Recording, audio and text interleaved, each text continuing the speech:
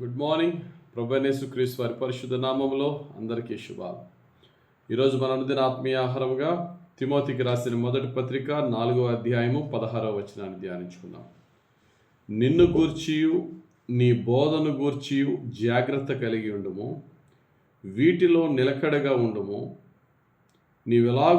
నీవెలాగు చేసి నిన్నును నీ బోధ వినువారిని రక్షించుకొందువు. ఇక్కడ చదివిన వాక్యములో నీ గురించి, నీ నోటి మాటలు వింటున్న వారి గురించి జాగ్రత్తగా ఉండు. నువ్వు జాగ్రత్తగా ఉంటే ఈ రెండు విషయాల్లోనూ కూడా నువ్వు శ్రద్ధ చూపించాలి. ఏ విషయంలో? నిన్ను నువ్వు రక్షించుకొనుటలోను. రెండు, ఎవరైతే నీ మాటలు వింటూ నీ చేతలు చూస్తూ అన్నీ గమనిస్తున్నారో వారిని కూడా రక్షించుకోవాల్సిన బాధ్యత దేవుని బిడ్డగా నీకు ఉన్నది కనుక నిన్ను ఎవరైతే గమనిస్తున్నారో వారిని రక్షించుటలోనూ కూడా, వారిని రక్షించుటకై నువ్వు మాట్లాడుతున్న మాట, బోధిస్తున్న బోధ విషయంలో జాగ్రత్తగా ఉండు. నువ్వు జాగ్రత్తగా ఉంటే నిన్ను రక్షించుకుంటావు, నీ మాటలు వినువారిని కూడా రక్షిస్తావు అని పౌలు తన ఆత్మీయ కుమారుడైనటువంటి, తన దగ్గర ట్రైనింగ్ అయినటువంటి శిష్యుడైన తిమోతితో చెప్తున్నారు. ఈ మాటల్లో మనం చూసినట్లయితే ఇక్కడ నిన్ను, నీ బోధను, ఈ రెండు, నిన్ను నీవు జాగ్రత్తగా యథార్థంగా ఉంచుకో, నీ బోధను కూడా యథార్థంగా ఉంచు. మనము చాలా ఒక ఇంపార్టెంట్ విషయం ఏంటంటే, మన బోధ ఎలా ఉంటుందో దాన్ని బట్టి మనం కూడా ఉంటాం. మన బోధ చెడ్డ బోధ అయ్యి మనం మంచిగా ఉండడం కష్టం. మన బోధ చెడ్డగా ఉంటూ మనం మాత్రం మంచిగా ఉండడం అనేది అసాధ్యం. రెండవది, మనము చెడ్డగా ఉంటూ మంచి బోధ చెప్పడం కూడా కష్టమే. ఒక్కొక్కసారి చెడ్డ జీవితం జీవించి మంచిగా బోధించడానికి ట్రై చేసినా అది లాంగ్ రన్లో అవ్వదు.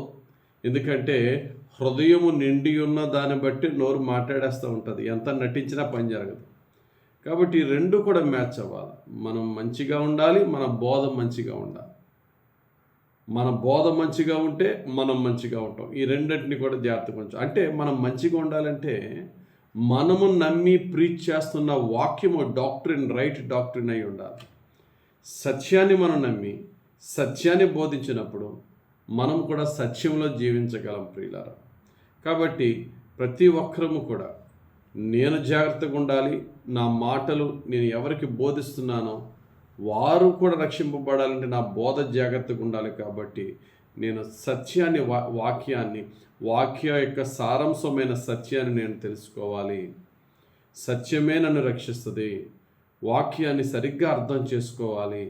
ప్రభువా, నాకు వాక్యాన్ని నేర్పించు. వాక్యములో నీ సత్యాన్ని కనుగోగలిగే నీ ఆత్మజ్ఞానాన్ని నాకు దయచేయి. నీతిని, పాపము గూర్చియు నీతిని గూర్చియు తీర్పును గూర్చియు ఒప్పించగలిగే నీ ఆత్మను నాలోనికి పంపని దేవుణ్ణి అడగాలి. అందుకనే తీతుకు రాసిన పత్రికలో 2వ అధ్యాయం 7వ వచనంలో పౌలు భక్తుడు అంటారు, నాయనా, నీవు 10 మంది చూస్తున్నారు కాబట్టి అందరూ నేను గమనిస్తున్నప్పుడు నీలో ఏ తప్పు దొరుకుతుందని చూస్తారు కాబట్టి ఎవ్వడికి అవకాశం ఇవ్వకుండా జాగ్రత్తగా ఉండి అంటాడు. తీతుకు రాసిన పత్రిక 2:7. పరపక్షమందుండువాడు మనలను గూర్చి చెడ్డ మాట ఏది చెప్పనేరకి సిగ్గుపడినట్లు అన్నిటి యందు నిన్ను నీవే సత్కార్యముల విషయమై మాదిరిగా కనపరుచుకోరము. ఫస్ట్ ఏంటట, నిన్ను కామెంట్ చేయడానికి ఎవరికి అవకాశం ఇవ్వద్దు. నీ మాటే కానీ క్రియే కానీ నువ్వు ఏ విశ్వాసములు ఉన్నావో, ఏ విశ్వాసాన్ని బోధిస్తున్నావో అన్నిటిలో కూడా చాలా జాగ్రత్తగా ఉండు. ఎవరికి అవకాశం ఇవ్వద్దు. ఆ విధంగా నిన్ను రక్షించుకో. వర్కౌట్ యువర్ సాల్వేషన్ అంటారు ఫిలిప్పీలకు రాసిన పత్రిక 2:12లో.